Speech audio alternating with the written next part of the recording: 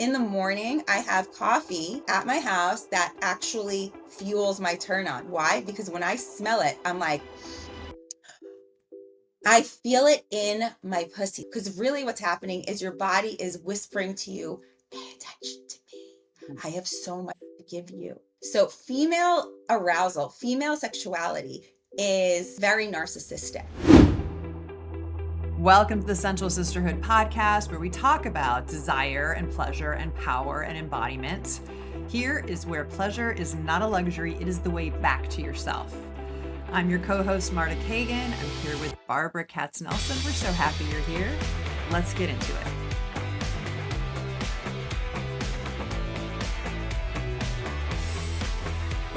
First of all, raise your hand if you've ever waited for a man, for anything, for him to call you back, for him to text you, for him to make you feel sexy, for him to make you feel turned on. I have. Marta, have you?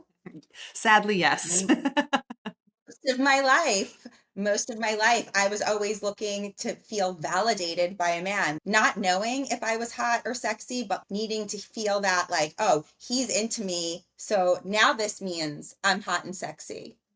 So if he's coming at me and he's coming towards me with desire, then that means it's okay for me to be sexy. Then that means that's okay. It's safe for me to be sexy. I can't do it without a man, the male gaze, dressing for the male gaze. It was all about the man's, response, reaction to my sexuality.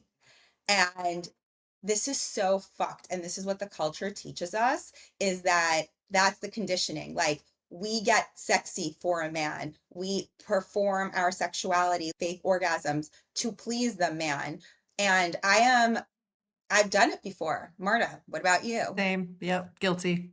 We're Yeah. conditioned to be this way, right? We are, for long stretches of time, until we go back to like matriarchy and when the feminine was still being worshipped on this planet. Ever since then, we've been taught to be wait to be chosen, right? Your function as a woman is to be chosen by a man, then to serve him as his wife and provide him a family and take care of that family. That's the cultural thread underneath all of this. Even today in 2026, where we're like, I don't have to have kids, I don't have to get married. Sure, but we're still unconsciously waiting to be chosen, waiting to be wanted. That's what we're talking about here. That's the power leak.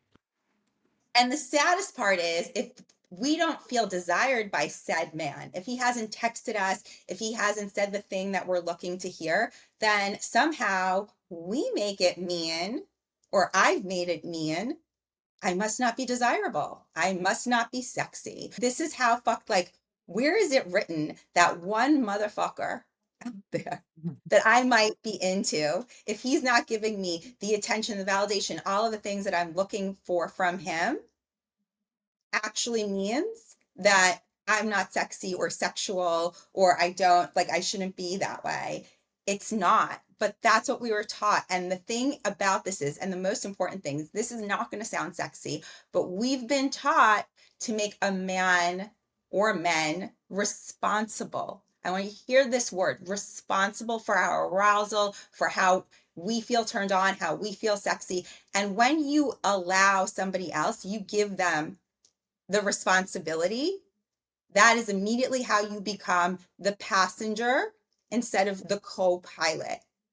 And you are no longer have power when you give someone else the responsibility. You become the victim, you become at cause versus being the creatrix. Yeah. And if you look at everything else in your life, I bet anybody listening to this, you're fucking creating so much else in your family, in your home, in your business, whether you're working for someone or you have your own business. Women are creators. And if you are a creator, you are, in fact, the one that is responsible for what's happening. And yet, when it comes to sex, sexuality, and turn on, we have been taught to give away this responsibility to a man. And that's why we feel like shit when we don't get validation that we're looking for. Something that has always stayed with me is, and this is how we reclaim the power back, because the power has been within us.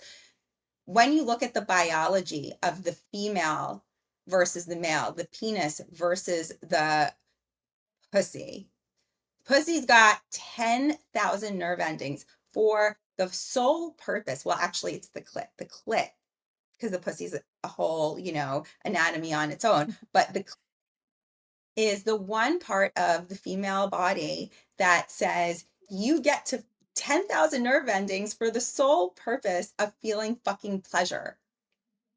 Where the penis has 4,000 nerve endings for the sole purpose of feeling pleasure. And it's a multifunctional tool. Like the only function the clit has is for that. So just looking the math, who should have the most like ability to turn on and be sexy and desired? It's us. It is us. There's so much power in that. And yet, again, it's been top secret information to not connect to the nerve endings. And because we don't connect to the nerve endings, that is why we feel like shit. It's not because the man's not giving us the validation. It's because actually it's a signal that we're betraying our bodies. That's what really happens when we outsource. We look to outsource our turn on. It's actually a gift if you want to see it that way and be like, holy shit, it's not really him. It's my body is wanting me to connect with the nerve endings. So that's why you don't feel good because you're directing it at someone, you're waiting for someone to give you something they can never give you because the only one that can give it to you is you. It's in your body, it's in your connection to your power source, to your pussy. And that is something that I want every single woman to know. You do not need a man to make you feel sexy. Quite frankly, something that Esther Perel says that always blows my mind is what turns her on is to be the turn on. So female arousal, female sexuality is very narcissistic. It is, we get turned on by our own turn on. We get turned on by our own sexuality. That's why something that we do in the Sensual Sisterhood is teach women how to strip tease, how to celebrate themselves, how to brag, how to take themselves higher. Because when we do that for ourselves, we feel sexier. When you put on a hot piece of clothing and you're like, wait, I fucking look good. It's the narcissistic. And let me give you an example. Think of the hottest guy you've ever been with or you could ever be with. Best body, huge, big D coming at you, being like, I want to rip your clothes off. And he's pouring so much desire into you. And if you feel bloated, you're going to be like, rain check, can't do this right now. Or if we flip it and the man is like he's got the hottest woman in front of him, a woman who he's so deeply turned on by, who he's like, I want to have sex with her, and he feels bloated, he's gonna be like, fuck it. I feel bloated, but I'm gonna go for it anyway. Because our turn on is actually what inspires their turn on. Our turn on is the thing that makes them come alive. We actually have way more power into provoking and creating the situation that we want to have sexually. And that has been hidden from us and disconnected from us. So we have been turned off. We've been taught to turn off before we've even been taught to turn on. And then we get confused and mix the signals of, wait, turn on comes from them, but it doesn't.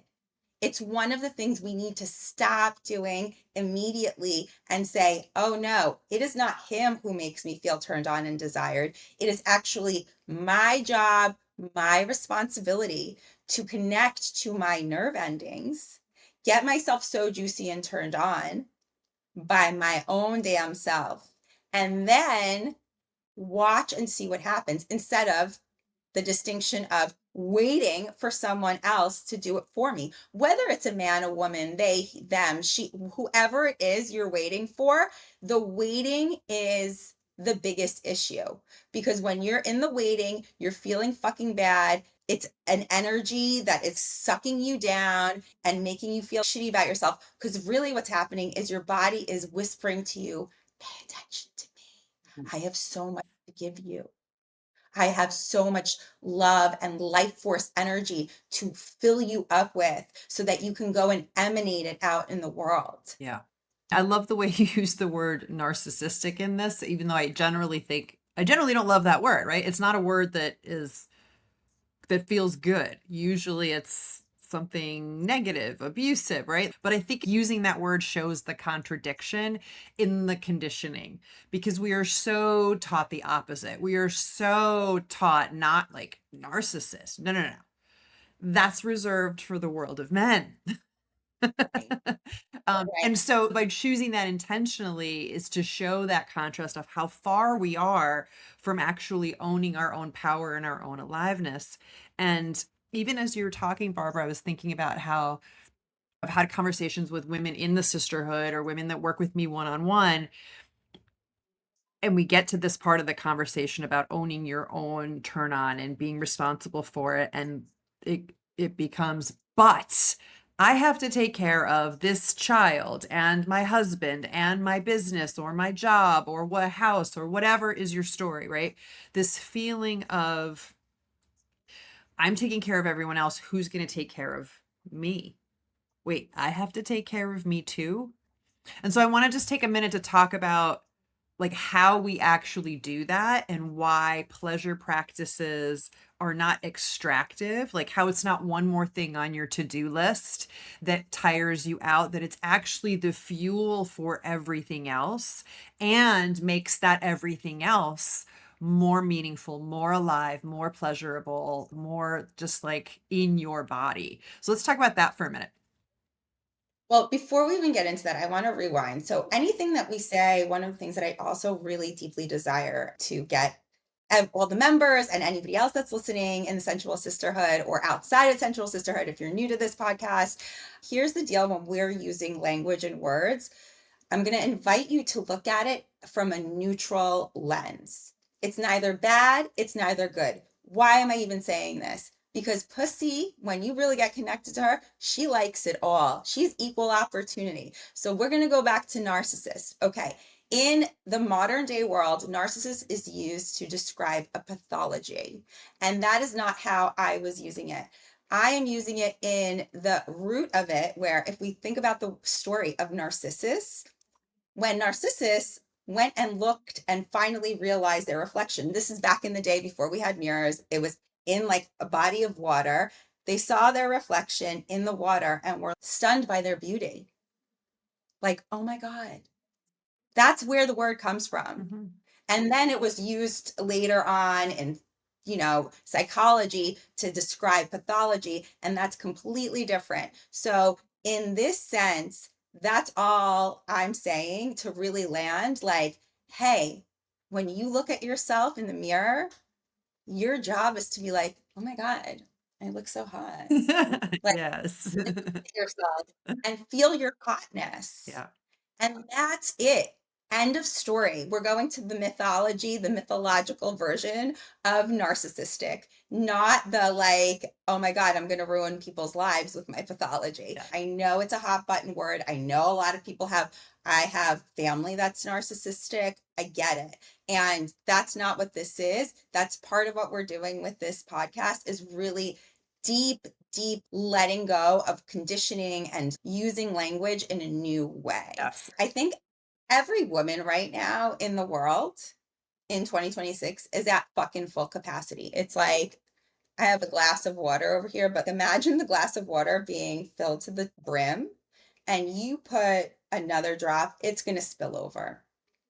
We're in spillover mode because so much has been put on us. So, of course, when you hear pleasure and turn on is on you, it feels like, oh my God, just another fucking thing. I have so much shit to do because you, as the woman in whatever household you're in, are in charge of not only everything you're in charge of, but there's also the invisible work, right? So any smallest thing feels like I'm going to lose my shit. I have to now put time towards pleasure. I have to now put time towards turn on.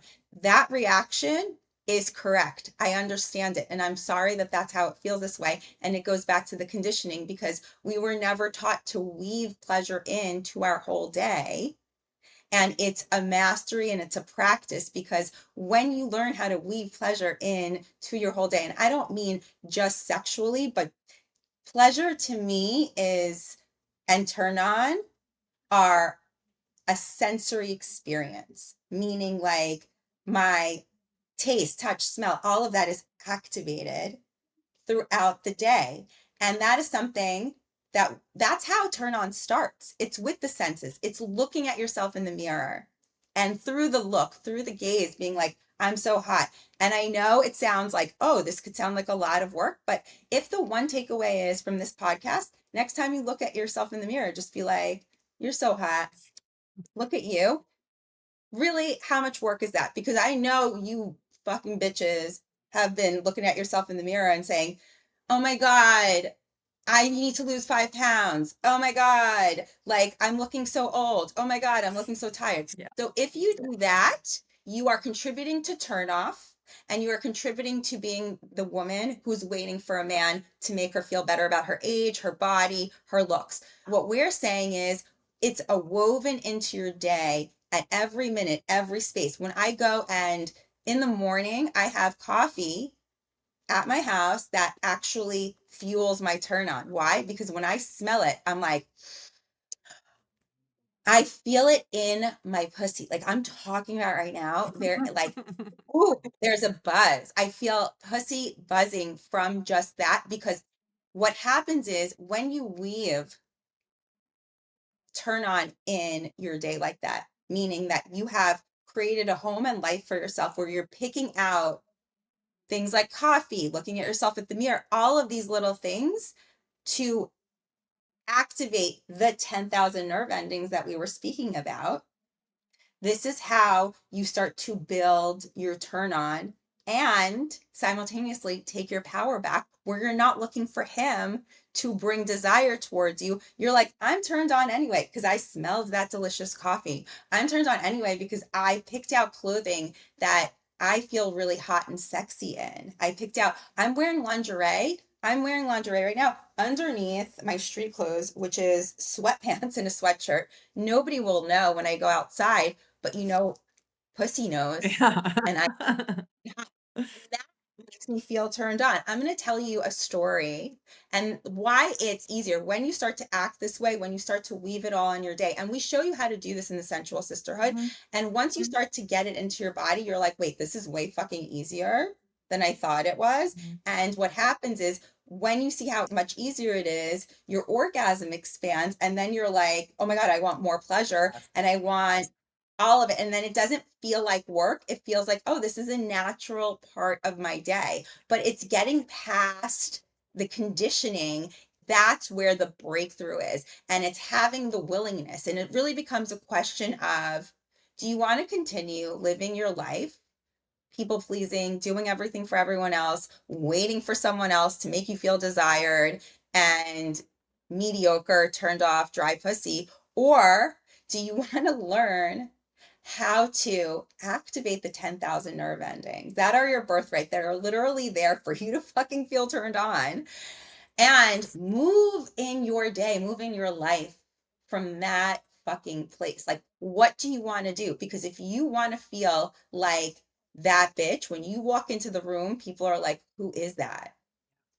Oh my God, what is she doing? What is she drinking? What is she eating? Why does she look so hot? We just did that episode with Sean, and Sean said to me, be like, oh, Marta, I can tell Marta's so turned on in her life and she's got a lot of pleasure because she looks fucking amazing. And he was like, I know, I can tell it has to do with her pleasure. He didn't say I can tell because she's had makeup on or she's wearing the right clothes. It comes from the inside because of her relationship with the 10,000 nerve endings. And so the question becomes, what do you want? Do you want to stay bored with life, operating from your neck up and knowing something's missing, but not wanting to do anything about it? Or do you desire to be fucking brave and just have the willingness to be like, fuck this? I know there's exponential amounts of pleasure available for me. And I know that there's beliefs inside of my brain saying this is extra work, but I also know they're just beliefs. Yeah. And maybe I'm just going to give myself a shot and try Yeah. and go down this pleasure path just for fun. Maybe I could bring pleasure to myself and not need anyone else outside of me and be the source of it in my home and watch the whole world rearrange to reflect my turn on and pleasure. Because this is what happens when you do that, life gets easier in terms of, I can't even tell you for like months now going out to dinner. Even last night, I went out for my birthday brag.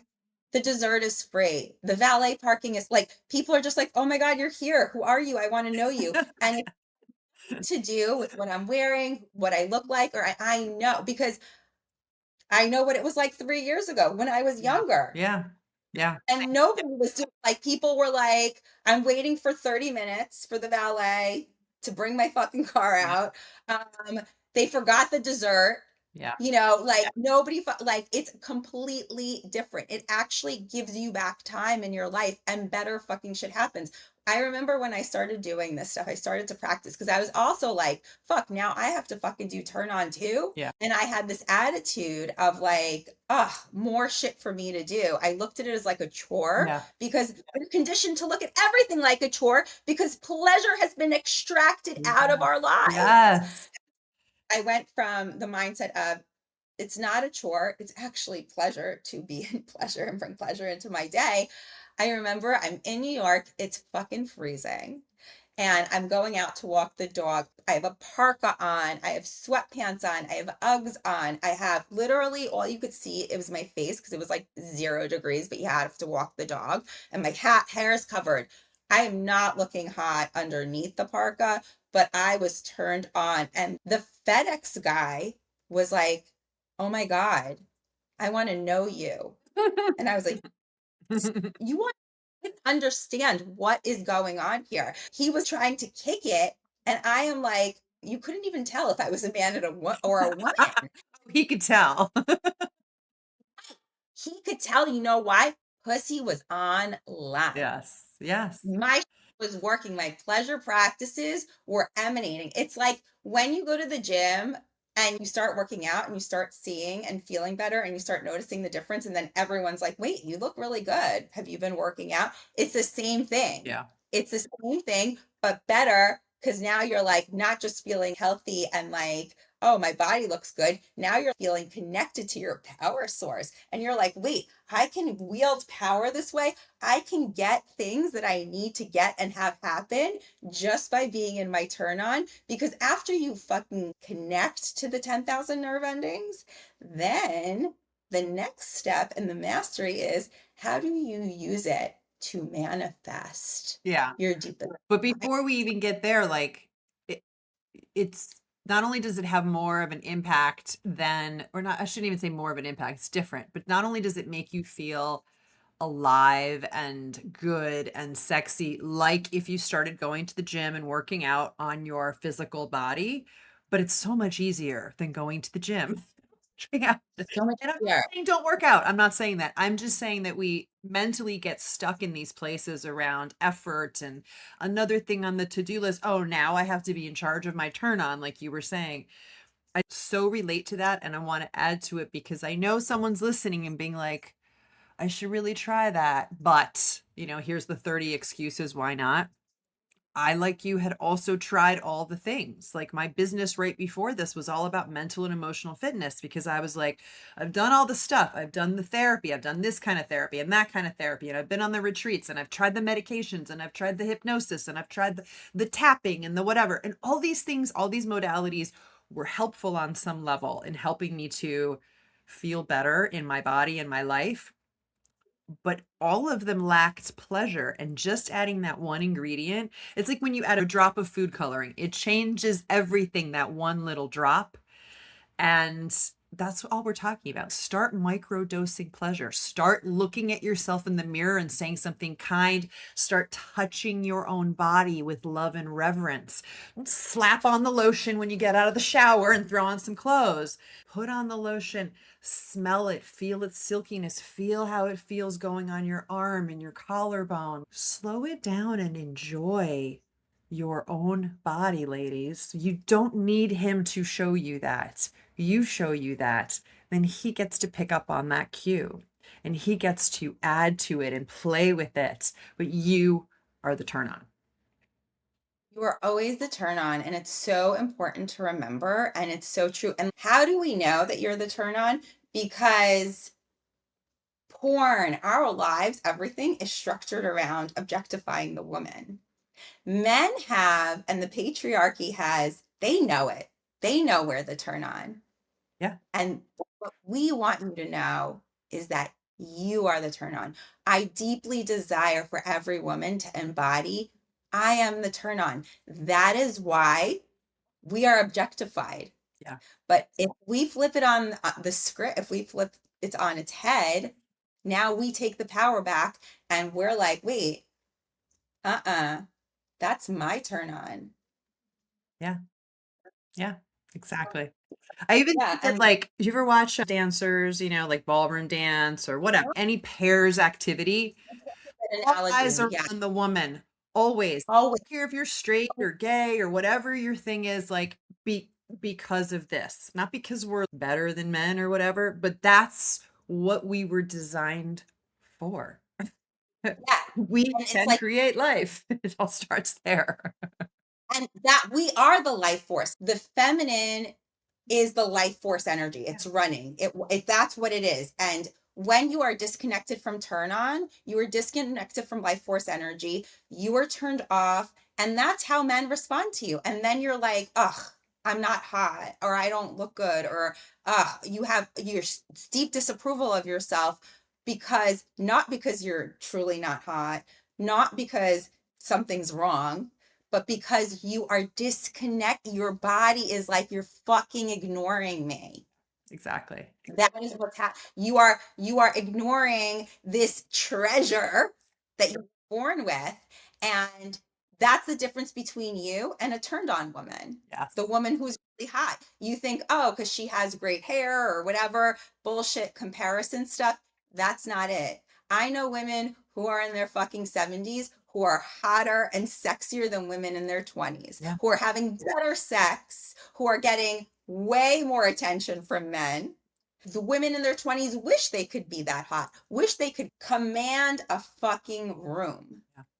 Yeah. Cleopatra, that's what they say, is like, she wasn't even that attractive, like actually, but she understood the turn on effect. Yeah. She understood that her sex and sexuality actually was so fucking powerful that it was something to be played with and something to be used, not to manipulate, but to like evoke Yeah.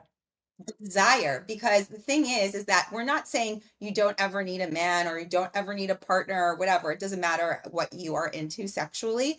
And obviously, four hands is more fun than two hands, but you got to be your own best lover. You got to be your own best with your body in order to attract a higher quality of attention. And it's like, men can stimulate, Yeah. right? They can invite and they can respond, but they are not the Yes. generators. Exactly. We pussy owners are the generators of their turn on. This is a core truth. Yeah. And you know this again because of all of the things that we're talking about. A man does not give us pleasure. They can meet us Yeah. in the field of pleasure when you're already radiating it. So if you are turned off, he will not be able to turn you on. However, if you are turned on, he will take your turn on higher, or they will take your turn on higher, or she will take your turn on higher. That is how it works. I feel like if I just got women together in a room right now and actually like did a poll, Yeah. I would say, think about it in your life. In your life, when you've had like the best sex or felt the sexiest and all the things, did you actually feel sexy first and feel turned on first? Or like what happened? And dollars to donuts, everyone would be like, yeah, I was feeling myself that day. And then all this magic Yeah. happened. Absolutely. And it's not a by, it feels like it's a by accident thing. That's the other thing that I want women to know is that, we have those one days once in a while where you're just fucking feeling yourself and you're like, oh my God, and the world's responding to you. And here the thing is, with practicing pleasure and having it in your life daily, it's not a once in a blue moon kind of thing. You get to feel yourself every fucking day. Every Exactly. day. And the moment that a woman stops waiting to be turned on and actually owns that herself, that's when everything changes. That is why we created the Sensual Sisterhood, which, if you're not familiar with it, is our free community where women 40 plus come to shed shame, to reconnect with their bodies, with their sensuality, with their desire, with their fucking aliveness. This is the place where we teach you these pleasure tools that Barbara and I are alluding to, these different practices and rituals and tools that help you to reconnect with your body and to get into turn on. So if you're not a part of it already, check the show notes. There's a link there. You can join for free. Come to one of our live sessions, experience it for yourself. But most importantly of all, stop giving your power away. Yeah. Yeah. You are Thank the you. turn And on, then ladies. You are the turn on. It starts and stops with you. you are the turn on. I am, repeat after me. I I am am the turn on. the turn on. Here's the thing. The moment a woman stops waiting to be turned on, Yeah.